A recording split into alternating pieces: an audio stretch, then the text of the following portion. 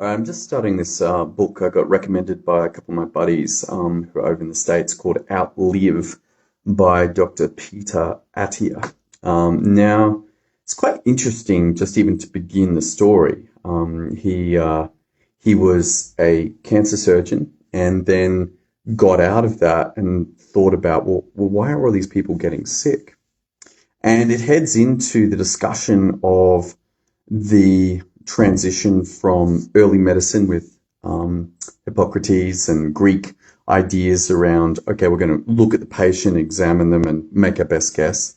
And then the advent of what he calls medicine 2.0, which was scientific method, the antibiotics, and sanitation. And clearly, we've had great success with medicine 2.0, particularly around acute disease. Now, this has meant that if you have an acute illness, we have some wonderful treatments. But the dangers that we face as a society, at least in the advanced Western countries, tend not to be that from acute illness, unless you're very elderly or very sick.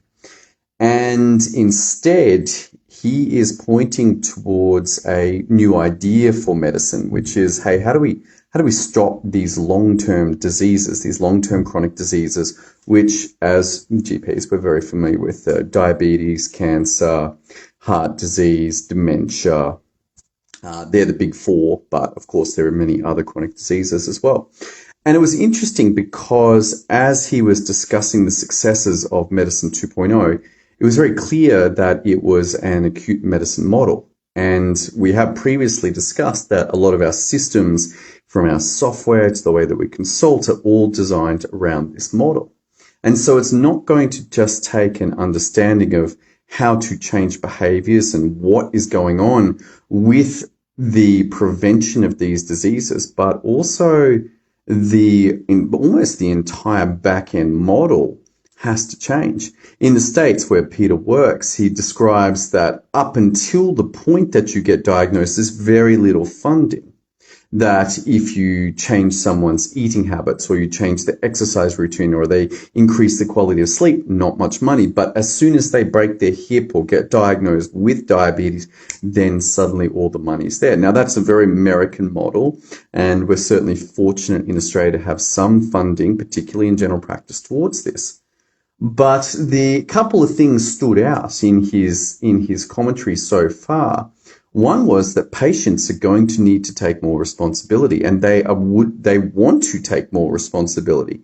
Better understanding about their health, better understanding, particularly around the risks that they are under.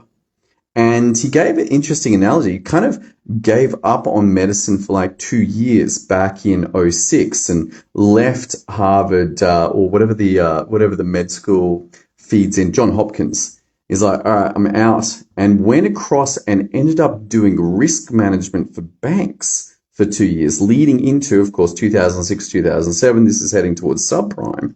And he was involved in this work where he looked at the bank's small minor risks that had compounded over time into giant problems. He makes the analogy that human beings with these chronic diseases are also very similarly placed, that small minor risks not managed over time lead to these long-term problems of the heart disease, of dementia, of cancer. And so we're going to have some significant changes that are going to be required. Education of our patients, how we look after them from a systems point of view. Most likely we're going to need better software that actually deals with this, and we're going to need to know what we're doing. One of the interesting things is that he's not very excited about the hopes for technology to do this, which is really good. He's like, if you're hoping for nanobots, if you're hoping even for continuous glucose monitoring, this is not the right direction. But instead, it's the daily habits. It's the ability to see what habits need to be changed, what things need to be changed. And this, to me, is very exciting. It's actually a really interesting experience that we're going to have over the next years, because we have solved acute medicine and we certainly progressed a long way from the times of the ancient Greeks.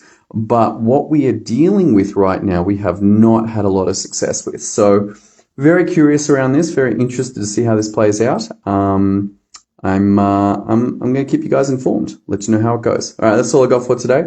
Hope you're doing great. Catch you soon.